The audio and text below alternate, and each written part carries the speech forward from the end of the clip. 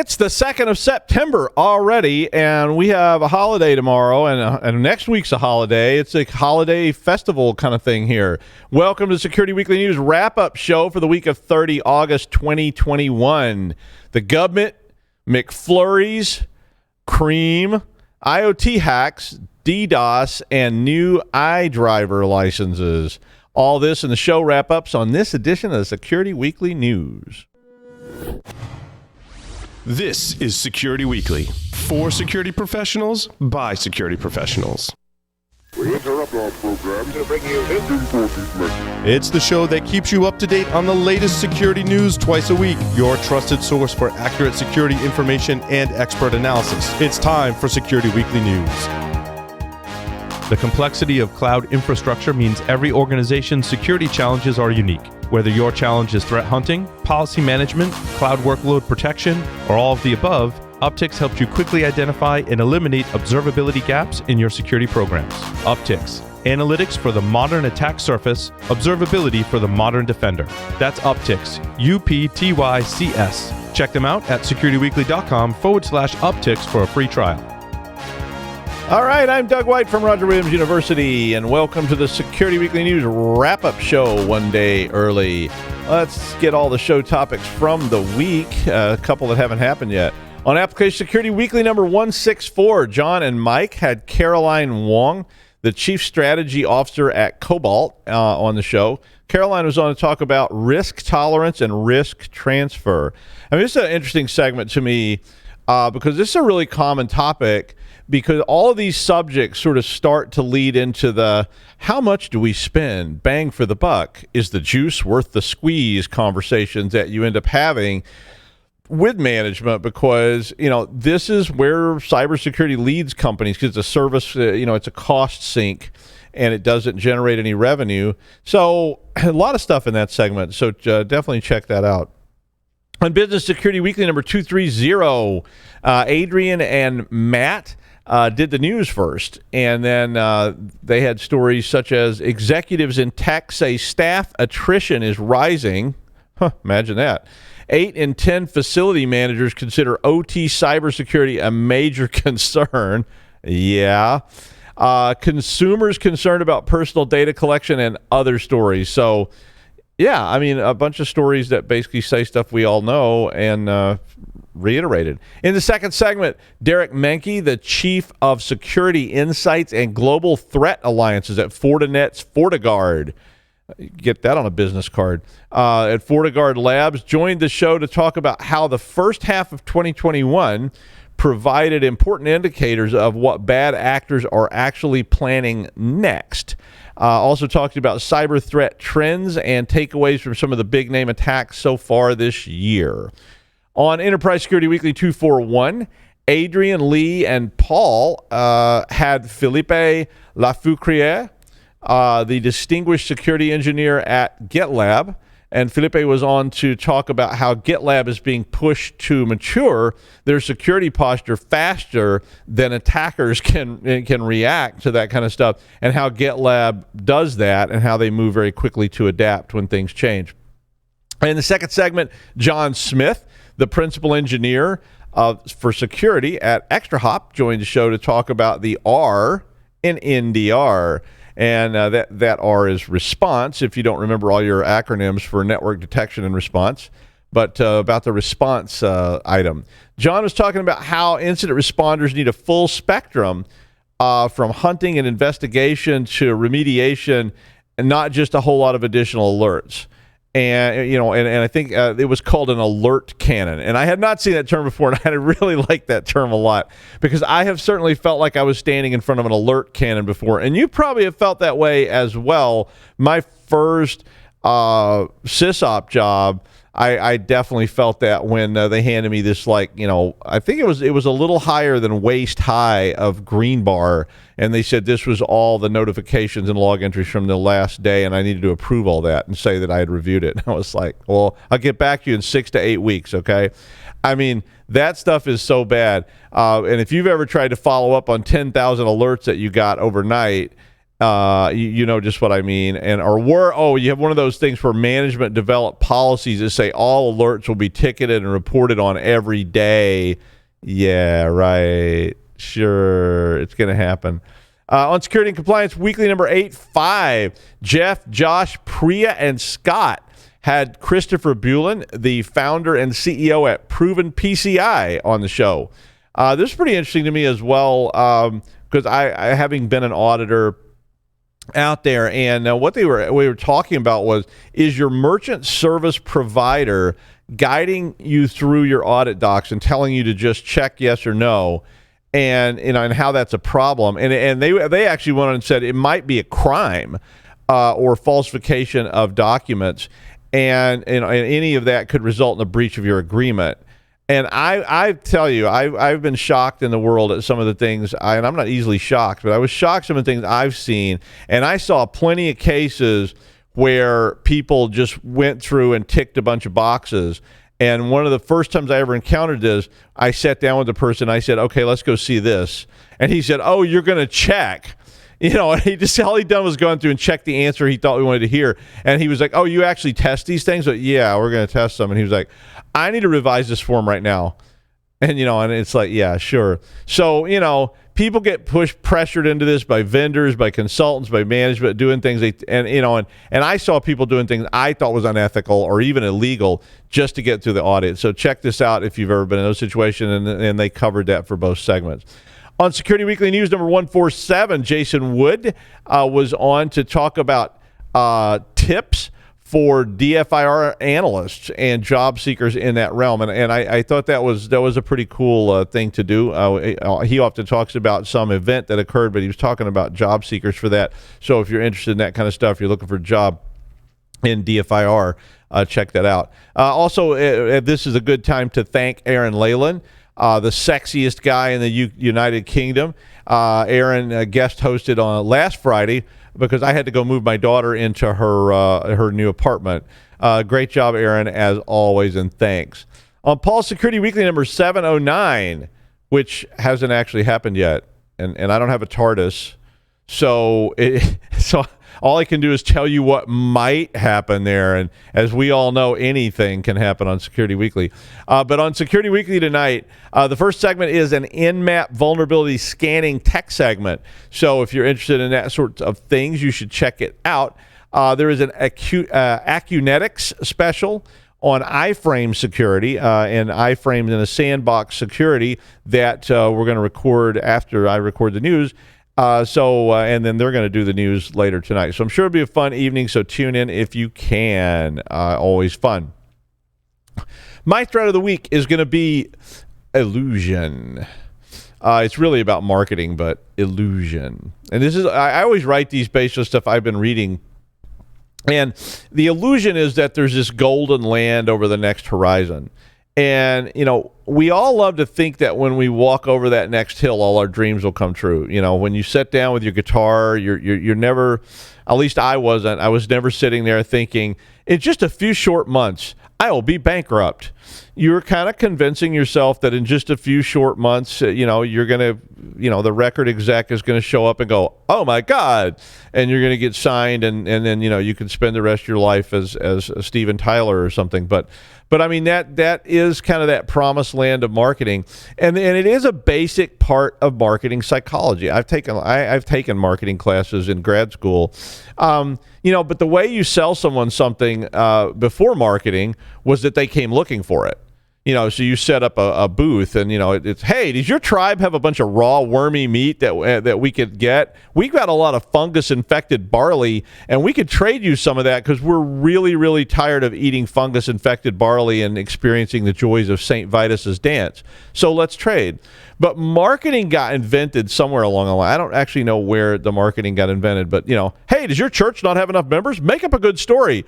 To sell something, they don't. You want to sell people stuff they don't desperately need, that they haven't come seeking, or that you're in a competitive environment. So there's a lot of products and people have to choose, Pepsi or Coke. How do you convince them that they do this? How do I get you to buy my snake oil instead of Ferdinand's over there. Well, I've got to hook you and get your interest so I can soft sell the rest to you. I've got to get you to the booth. I've got to convince you that my snake oil is better than Ferdinand's, and then maybe, I got a customer for life or who knows. Now, I mean, you probably would be perfectly fine riding along in that Chevrolet in 1945. I mean, it worked. It was a reliable car. It was made out of plate steel, so you could drive it through a brick wall, and it just got a few scratches on it. And that sheet metal dashboard was just like ready to be hosed off for the next person if you had an accident. But, I mean, can't you just see yourself in a Cadillac? I mean, the secret to sales was to allow that customer/victim to be able to envision whatever they want that is softly glowing out there just over the horizon. You could just over the horizon. And people that can give you that feeling, they can sell anything because all they're doing is the setup, and you sell yourself. You start envisioning yourself in that Cadillac. Donald Trump's great at that. I mean, you don't hear me say that very often, but Donald Trump is very good at that very technique of getting people to envision what they want in their mind based on what he's selling, and that works. You get people in that visionary mode, and all of a sudden, they'll buy anything. So, just any moment now, you're going to get what you want, and all your dreams will come true. I don't even need to know your dream if I'm good at it. I let you imagine the rest. So what's my point? So, yeah, you're going, okay, so I have a point sometimes. Well, the point is that we all have to be careful, and we all have to be careful that our managers and people are also careful, and they don't fall victim to this kind of thing in security. C-suite people are always clamoring after some panacea snake oil that will fix it all and make us safe with minimal effort and minimal cost. I mean, okay, that's logical. But the problem is that firewall not selling enough units? Well, let's steal a story from ancient Egypt and make our firewall sound better than it actually is. Or better yet, let's put the words AI enabled on the box, and the suckers will come running to the booth. Yep, because our snake oil, AI enabled.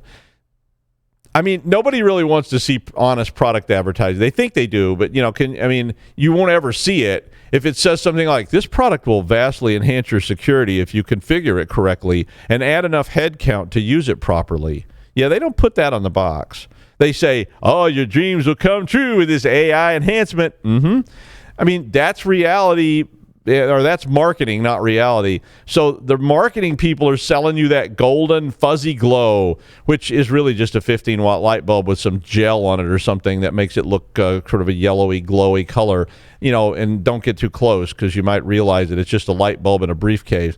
But if I imply that if you just buy this box, it will solve all your problems when you plug it in. Skynet version 1.0, solving the world's problems one at a time. Now with increased AI engine that will make the world a better place for this generation and the future. Skynet, your gateway to a better world. I mean, that's how you sell cigarettes, cameras, guitars, cars, or even swampland in Jersey. I mean, it's always like that. There's a better world coming, and it's coming due to AI enhancement. Now, don't get me wrong. I love AI. I love ML. I like all that stuff. I love to read about it. I like to play with it. It's awesome. But, and it's a great area for study and development. And AI may well someday make the world a better place, really.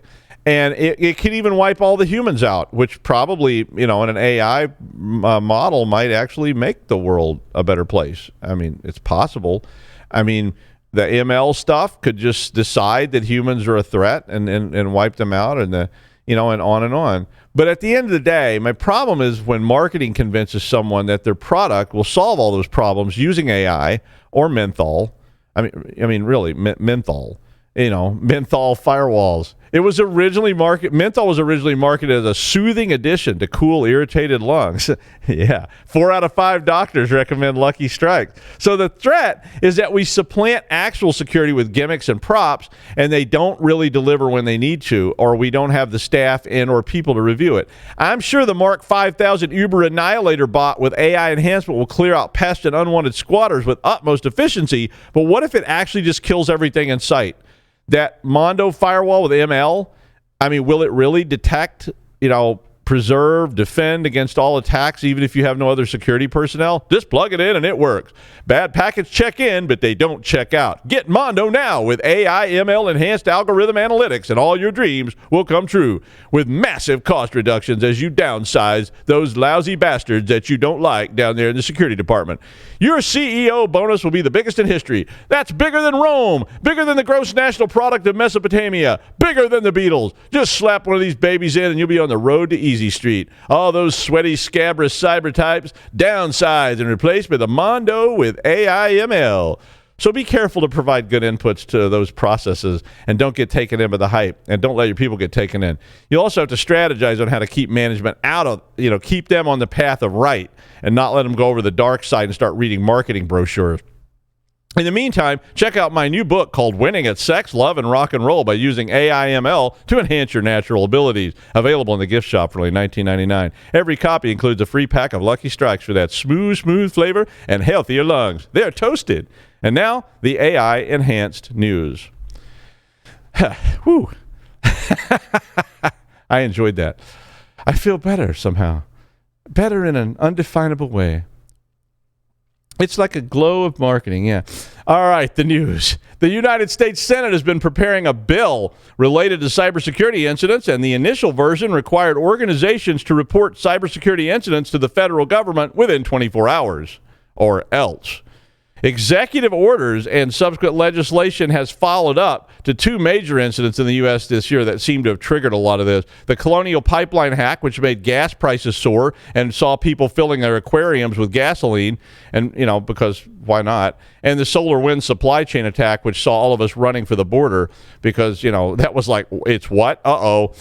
Various people were testifying about the bill yesterday and encouraging this to be changed, to be extended to 72 hours.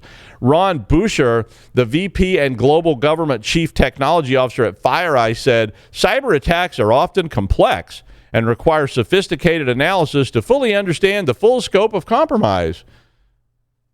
Allowing for a reasonable amount of time to properly assess the situation before requiring reporting will limit false positives and redundant or contradictory information and prevent unnecessary data collection.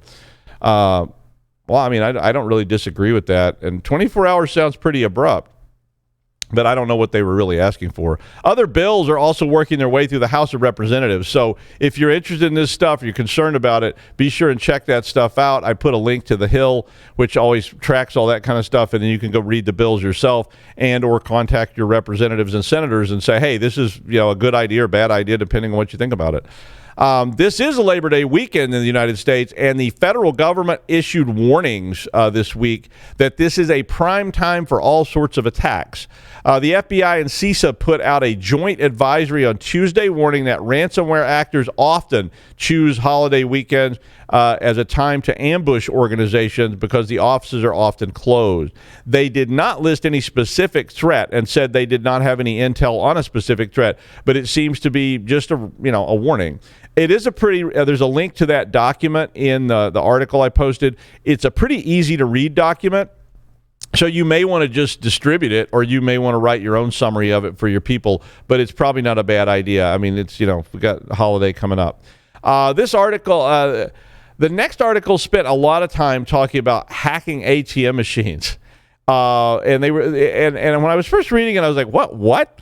They were talking about pressing the cancel button on an ATM transaction, and this doesn't actually work, mind you. But if you read it, if you give it a minute and you read, it was basically a pretty good analogy where they were trying to explain something completely different. They were talking about hitting the cancel button at just the right instant, which could create a problem, a logical OR problem, a lot like an SQL injection that would create a condition where the money's already being dispensed, but you don't get it removed from your account because of the order of the instructions and the tests on the code. Okay, I mean, I could definitely see that. Banks obviously are very paranoid about such things and test all this, so that doesn't actually work. It was just an analogy, but it is like those traditional SQL injections where, you put an OR in the password field or something like that. But the analogy does work. And it led people to their explanation of a recent crypto attack that siphoned off a lot of Bitcoin and maybe other attacks. Lately, we reported on Poly Networks. They were a victim as a crypto wallet victim, and they lost $610 million and then later paid the person who stole it. The self-described altruistic hacker, they paid that person $500,000 to get them to give some of the money back. Liquid, a Bitcoin wallet, or it's not a Bitcoin wallet, it's a crypto wallet, lost about $100 million, reported that one last week. And, crypto is like cash, really, except your cash is not in a cigar box buried 7 paces from the larch tree and 6 paces west under the statue of Lord Rama by that piece of obsidian. Did I say that out loud? Forget you heard that. No, there's no money buried in my backyard, I promise. Anyway, CREAM, that's the name of it. CREAM, let me hand you my money. A crypto finance company based in Taiwan apparently lost $13 million worth of AMP and Ethereum. Unlike ATM's phone apps, which are sometimes not well written. I mean, I know you find it hard to imagine a badly written phone app. Yeah. But sometimes they're written by programmers that maybe don't do much in the way of testing said apps. And unlike banks, they're not regulated. So anybody can write these things and then say, give me all your money through the app. We have a logo, right? It must be legit. And we have a cool acronym for a name, CREAM. So it must be legit. But apparently their app's a bit squishy. The app allowed for pushing an account number in between function calls, which have already established a valid state. So this is kind of a racetracky sort of attack, also a recursion type of attack. But basically what happens is it was possible, according to this article, to push a different account number in after the first account number was used. And, okay, then you can have some fun. The article says that CREAM stated that it has stopped the exploit by pausing supply and borrow. This is a quote. Pausing supply and borrow on AMP. Sounds even more legit now. Nothing like broken English to make me want to send you a check. Anyway, CREAM stands for Crypto Rules Everything Around Me. So even more legit. You know what's weird? When I was a kid, banks had this whole persona about them. Those big, blocky, stolid edifices that were safe places to put your money, better than cigar boxes in the backyard. Why spend all that extra cash on those buildings and fancy walls and bollards and things? Because it was just psychological, right? And I think those days must have passed. I think we've gotten to the point you could just paint a cardboard box black, write Bitcoin ATM on the side of it, and people would come up and like a hand with a, like ragged clothing would come out, and people would put their money in it, and then you just say, you now own Bitcoin. Anyway, IoT devices were compromised and turned into remote listing devices for as many as 18 million Xfinity customers. Well, that didn't happen to 18 million people. It's just possible. The vulnerability was in Comcast XR11 voice remotes, and those are issued to subscribers all over the place that get cable boxes from this company. The XR11 is really, really common, and it can be rebranded as well. So a lot of them have these voice remotes now, and people use them. So instead of having to push buttons on it, you just say like next channel, and it updates. More than 18 million devices are found in the United States. Guardicore, who was the researcher working on this, demonstrated that a man-in-the-middle attack that they ended up calling "Where's the remote?" Oh, yeah. They found they could listen in on the remote, so they could turn it into a receiver. They did have to be within 65 feet of the device, so that's not very far. I mean, an apartment building maybe, but the bug was reported back in October of last year, and Comcast patched it. But this article has an AT&T report that provided additional details of how this worked. It's called an RF comms encryption bug, which means that the attacker who's within range of the device can cause it to respond to an encrypted request from the cable box with plain text. And the remote then is willing to, I'm sorry, the other way around. The remote gets a plain text response and then apparently is willing to receive additional data. So they tricked the remote into thinking the reply was from a cable box, which has the ability to update the remote's firmware. The attack then flashes the remote firmware, and that allowed them to get into the remote. Ultimately, they were able to record up to 10 minutes of conversation from the remote, and AT&T said that most likely what happened was an SQL injection over Wi-Fi crashed the cable box. That puts the remote into a vulnerable state where they could manipulate the 24-hour search value. So the remote, every 24 hours, the remote says, hey, do you have anything for me? And they changed that to 1 minute so they could then feed it a steady diet of shellcode. So sounds kind of Mission Impossible-y. You know, like there's a lot of ducks you can crawl around in and so forth to get within 65 feet of the president's remote control. But, you know, hey, it's interesting. Distributed denial of service attacks grew 4 times in the first half of 2021. Imperva did the data collection on this, and they examined 5,600 network attacks, roughly, that they had reported on. They said the intensity of the attacks had grown dramatically since last year. Imperva also found that the average duration of the attack, though, had declined, and that more than half of the attacks they documented were 8 minutes or less. So a massive flood for a while, a very short while, and then it repeats. They said one attack topped 1 terabit per second, so that's a lot. Imperva said that it was so cheap to create these floods that the cost of a cup of coffee could be used to disrupt a corporate cloud service, and $100 could take the whole network down for hours, if not days. The article goes on to talk about how the barrier to entry in this attack space is very low, and that these may even soon be like service-type deals where you purchase a denial of service attack against someone from a provider on the dark web. The most common attacks are still UDPs, with 43% of the attacks being UDP floods, and followed by SYN floods at 21%. The article goes on to talk about how these are very possibly automated botnets, and that automated bots make up about 67% of the daily traffic to web servers already for legitimate reasons like data scraping, but the bad bots, especially automated bad bots, can be, well, bad. Remember the Doomsday Machine on Star Trek? Well, Pepperidge Farm remembers. Anyway, automated bad bots could be conducting these attacks. Who knows? They could be AI-enhanced or ML-enhanced bad bots. AIEABB bots coming for you. There's another acronym. I'm moving to Wyoming. I'm going off the grid. Forget it. Atlassian advised on the 25th of August that their Confluence product is affected by critical vulnerability, which would allow arbitrary code to run on the Confluence server and the data center instances. Bad Packets said on the 29th of August that exploiting the flaw was easier than expected, and on the 1st of September, there were internet scans searching for vulnerable systems.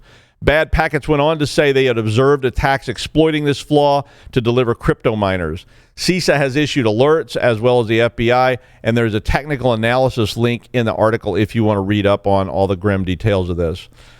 8 states are starting to issue driver's licenses and ID cards, which can reside in Apple iPhone wallets.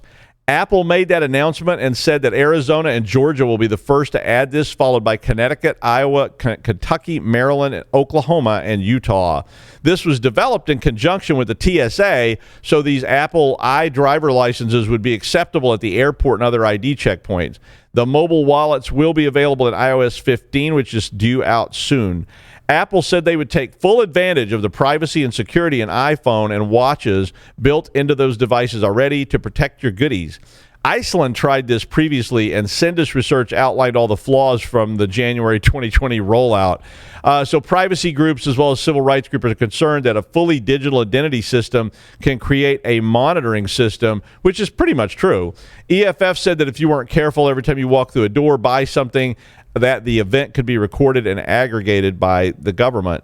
Bad news, guys, it already is pretty much. I mean, if you're carrying an iPhone, you pretty much already, being identified. But I guess this ties the government into it, so TSA could, I guess, get this data. They did also talk about how this was going to marginalize people who can't afford to buy an iPhone, which, is already a problem. So could we just automate the whole speed trap ticket payment thing? So when you drive on the highway, your ID scan, you get an automated charge acceptance, you automate the payment. It's like Easy Pass for speeding. They could sell that in advance. And finally, I'll be honest, I haven't been in a McDonald's since I was a kid. No offense, McDonald's, I just haven't been there. But apparently they have a machine called a McFlurry that makes some sort of McMilkshake. Anyway, apparently it's also a thing that these machines are often McBroken, which is McFrustrating to all the McPeople who wanted to Okay, I'm going to stop doing that now. It frustrates all the people who want to buy McFlurries. Okay, I'm not saying Mc anything anymore. The Wall Street Journal reported that the FTC, that's the Federal Trade Commission, or the McTrade, I swore I wasn't going to do that to me. But the Federal Trade Commission sent a McLetter to McDonald's wanting to understand why the machine was always McBroken. So the machines are made by somebody called Taylor. I swear I thought it was going to be Lucas Electronics, but it wasn't, or Citron. But anyway, another company called Catch had to be retained to develop a diagnostic tool to help to keep the machines McRunning. So this turned into some kind of fight between Taylor and Catch, who claimed that Taylor was infringing on the rights of McDonald's and intellectual property theft. So because they wouldn't let them repair their own machines, they claimed they were basically making the machines so complicated and flawed that they have to keep paying to get them fixed. This was explained that Taylor made the device difficult to repair, had intentionally written lousy code, which they called janky, to keep those repair dollars rolling in. Can't imagine. Well, anyway, so now here comes the FTC. I'm sure the whole thing will cost a lot of McBucks. And that's the news wrap-up for the week of 30 August 2021 in the renewed time of plague. We will not be here next week as it's an AI-enhanced McHoliday, so happy McAutumn. See you next time. Bye.